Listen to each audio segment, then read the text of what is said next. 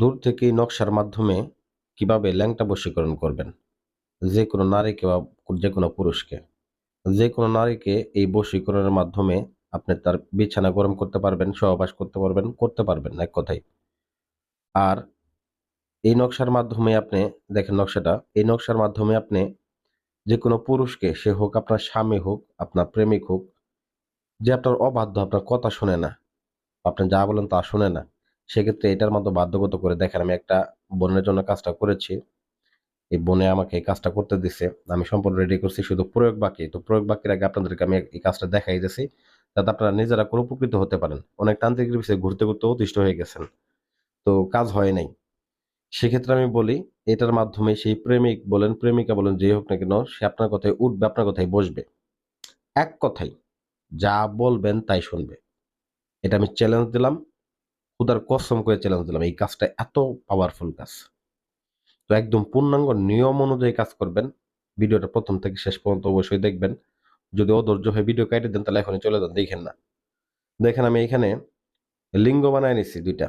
একটা মেয়ের লিঙ্গ, একটা ছেলের লিঙ্গ। কাজটা হবে আপনার ২ টা ভাগে।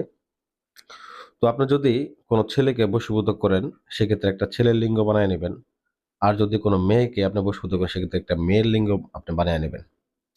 এবং কি একটা কড়ি নিবেন, একটা ভুজ পেপার কিনে আনবেন বাজার থেকে, যে একটা তাবিজ লেখা যায় এরকম।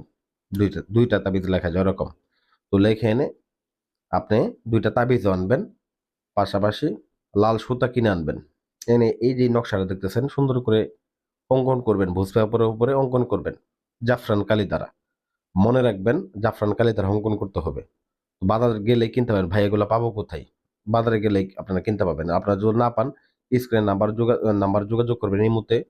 আমরা ইনশাআল্লাহ এগুলা কাজ করে দেই সিরিয়ালের মাধ্যমে। কারণ দেখা গেছে আমাদের রোগীর প্রচুর চাপ। আমাদের এলাকার রোগী, আপনাদের অনলাইনের রোগী, প্রচুর রোগী।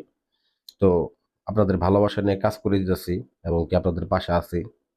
প্রায় ১৬ বছর থেকে করতেছি। ইনশাআল্লাহ যাই হোক, আপনাদের দরকার হলে যোগাযোগ করতে পারেন। যাই হোক, তো দেখেন এখানে যাকে আপনি বশীভূত করবেন, দেখেন আমি স্ক্রিনে লেখা আছে মেয়ে প্লাস মায়ের নাম।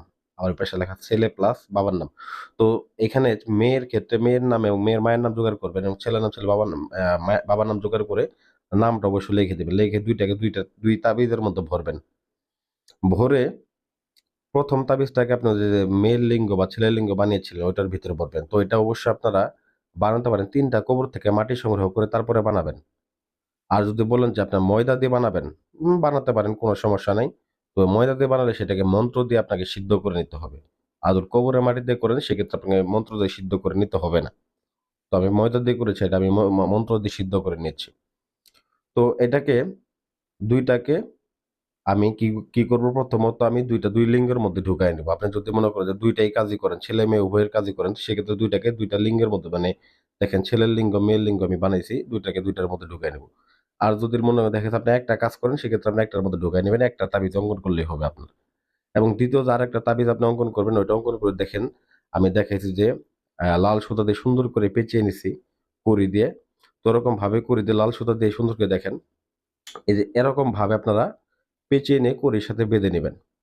তো কড়িটা এখানে গুরুত্বপূর্ণ।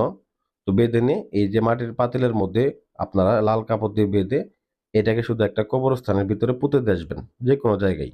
দেখবেন ৩ দিনের মধ্যে ওই নারী পুরুষ বাধ্যগত হবে।